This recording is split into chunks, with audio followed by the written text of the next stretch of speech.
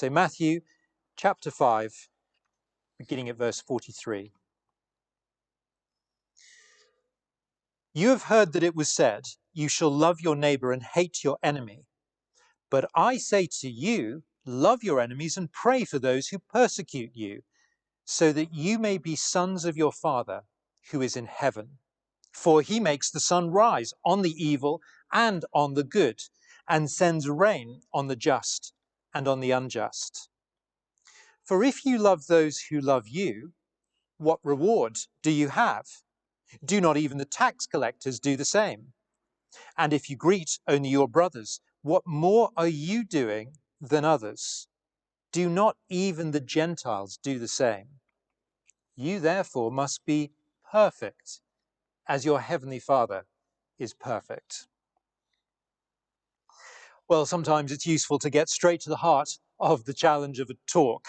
And so let me state what I think this passage in Matthew's Gospel is there to do for us as readers today. It's to encourage us to show God-like love, to show God-like love. Now, I think that's a relatively easy thing to understand, but it's impossibly hard to put into practice. As Jesus addresses the crowds in what must be called the most famous sermon ever given in this world, he wants all of those to hear, to learn what it means to show God-like love. As he's going to go on to explain, that should be shown to everyone, everyone that we come into contact with, love that goes radically beyond the normal mode of operation.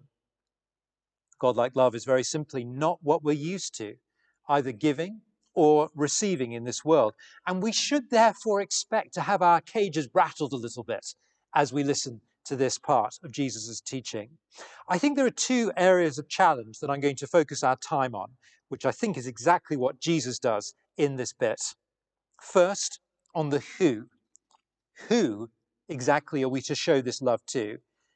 And then secondly, on the what. I mean, what are we talking about with this type of love? What's actually being spoken about? We'll look at both. So the first point, Jesus says, love everyone, even enemies. Love everyone. Look at verse 43 again. You have heard that it was said, you shall love your neighbor and hate your enemy. Now, loving your neighbor, of course, loving those who are close to us within our communities, within our friendship groups, I mean, that's an idea that pops up all over the Bible. There's nothing particularly new or unusual about that. That's an idea that's all around us in the world. We're told to love those who love us, and that's pretty standard stuff. But to hate your enemy, that's not something that comes up in the Bible. Now, the Pharisees and the scribes in Jesus' day had obviously created a culture where Bible texts could be supplemented with popular worldly inferences. And Jesus teaches against the culture of the day. And he qualifies the statement. Look on in verse 44. But I say to you, love your enemies and pray for those who persecute you. Do you see what Jesus is doing? He turns this teaching on its head.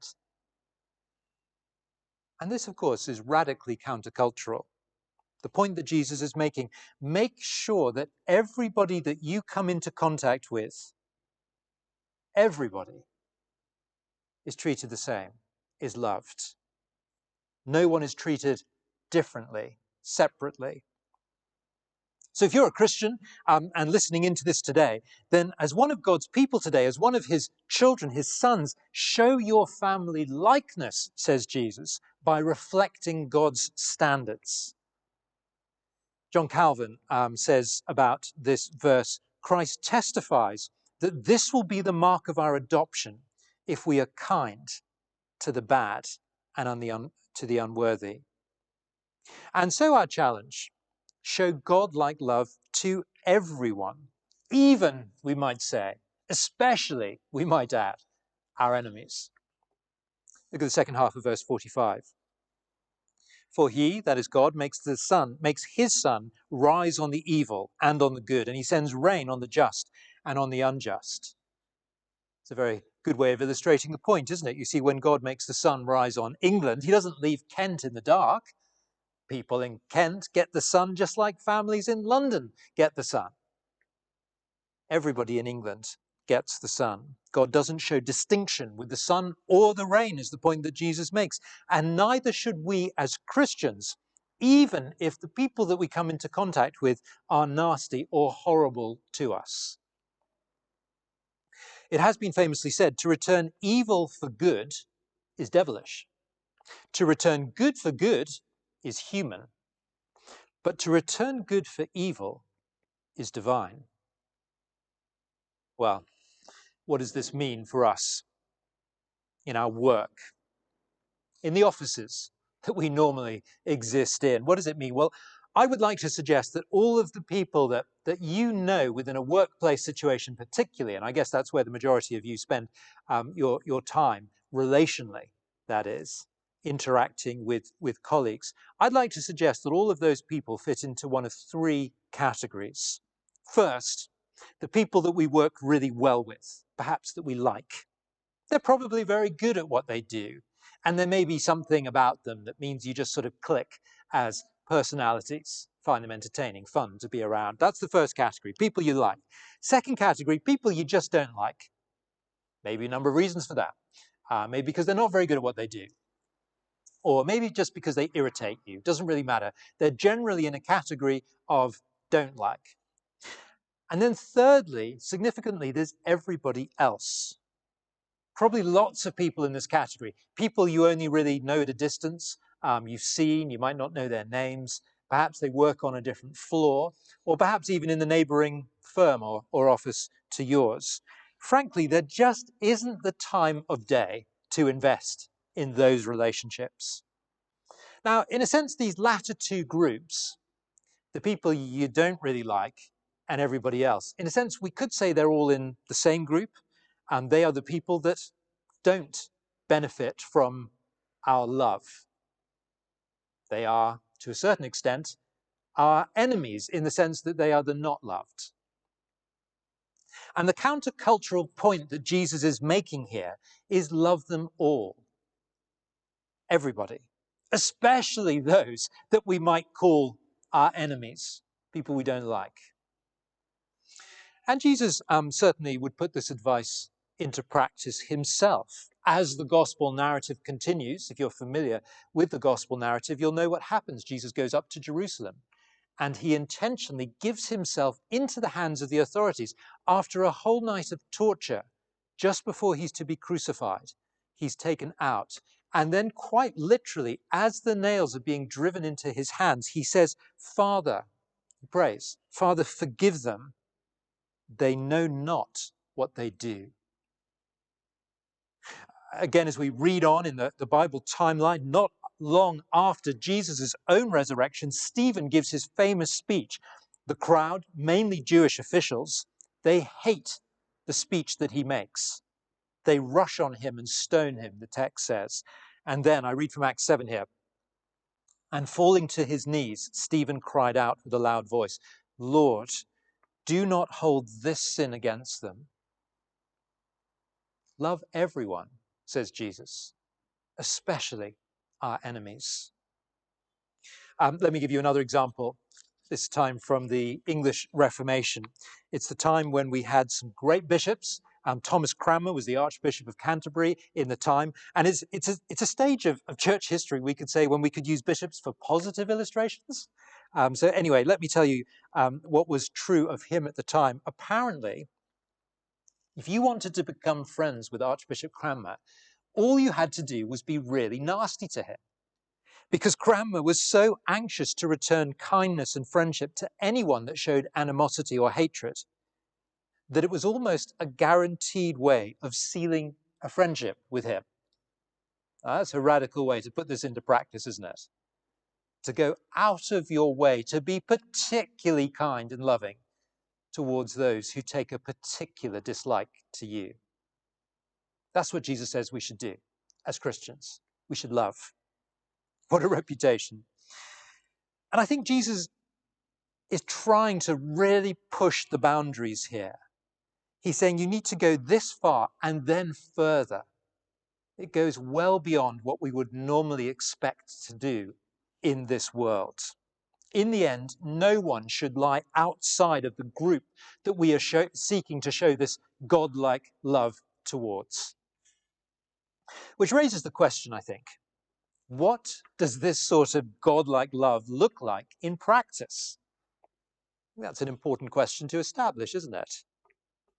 And that's the second and final point. Love that makes a difference, I'm going to say. Love that makes a difference. And I'll qualify that, because I don't think we're at liberty just to sort of download anything that we think might make a difference. If it's God-like love, then we must let it be defined by Jesus in the first instance. And the text doesn't give us an exact definition, but there are a few hints which move us very clearly in one direction. Let me explain those hints from the text. So first, love that makes a difference. You'll see these two subpoints on the handout if you have one.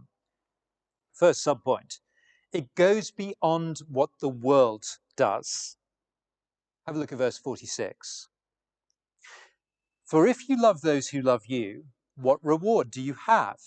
Do not even the tax collectors do the same?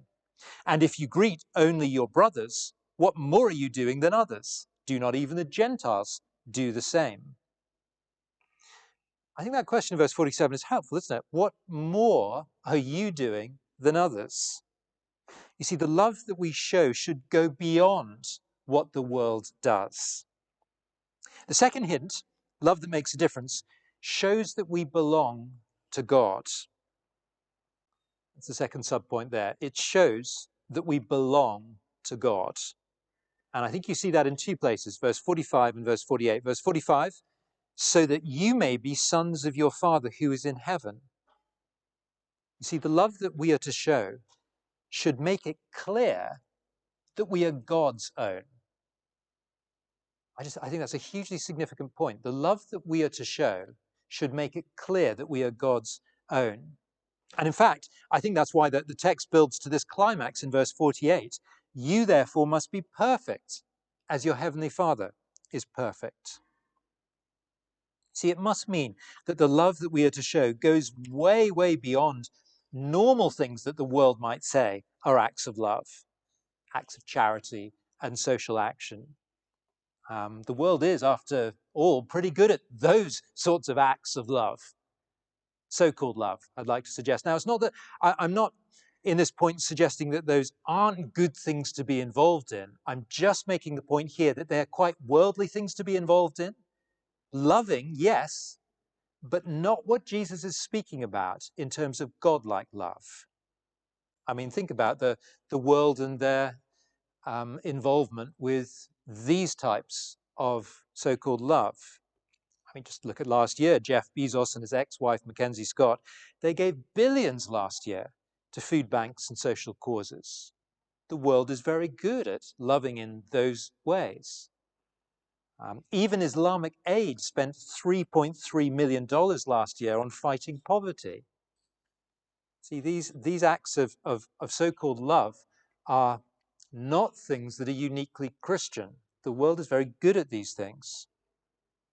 Let me move this on a little bit. Matthew Henry, well-known biblical scholar of recent church history, he wrote this: Christianity is more than humanity. We know more than others. We talk more the things of God than others. We profess more than others. We have been promised more than others.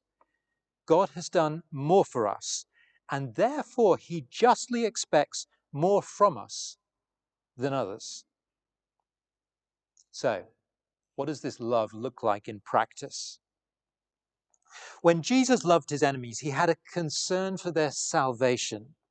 That prayer that I quoted a few minutes back, perhaps the very reason that the centurion who stood by the cross was converted, surely this man was the Son of God, the Roman centurion said, after witnessing Jesus die. Likewise, when Stephen was stoned to death in Acts, he loved his enemies by having a particular concern for their salvation. His love, again, perhaps the reason why Saul was converted. Saul was a man who was standing by, approving of the Jewish authorities as they picked up stones, rushed on Stephen and stoned him to death. He literally held their cloaks. He went on to be converted. And as you'll know, an amazing evangelist and the primary writer of New Testament texts. You see, to love like God is to be concerned for others' salvation.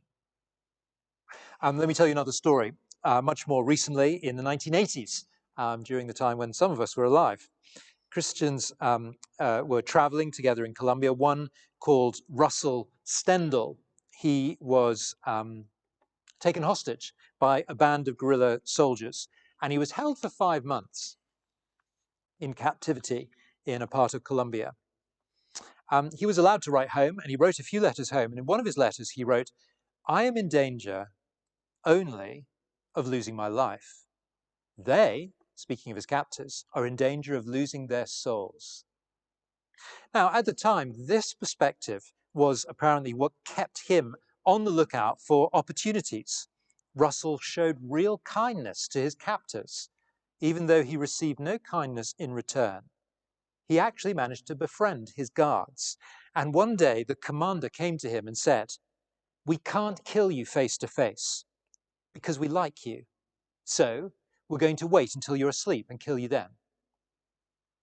For the next 10 nights, understandably, so Russell says, he couldn't sleep. You can understand why, can't you? A machine gun was repeatedly thrust in his face under his mosquito net, but the guards couldn't bring themselves to pull the trigger. On January the 3rd, 1984, Russell was released. And when he said goodbye, tears filled the eyes of the commander. I love that perspective. A genuine concern for something greater than their physical life, for their spiritual life. I'm in danger, he said, of losing my life. They're in danger of losing their souls. What a right perspective to have as we think about people's salvation. That is at the heart of what God-like love is all about. A concern for the lost, a concern for their salvation.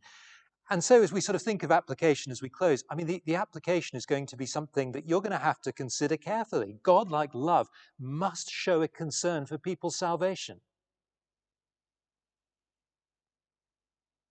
I guess that means an increasing desire to hold out the gospel. That is ultimately where Matthew's gospel goes. There's a lot of gospel narrative first, but in the end, the disciples are gathered, the resurrection has taken place, and Jesus says, "Go out, make disciples of all nations." In the end, that must be the way that God-like love is shown, a concern for people's salvation.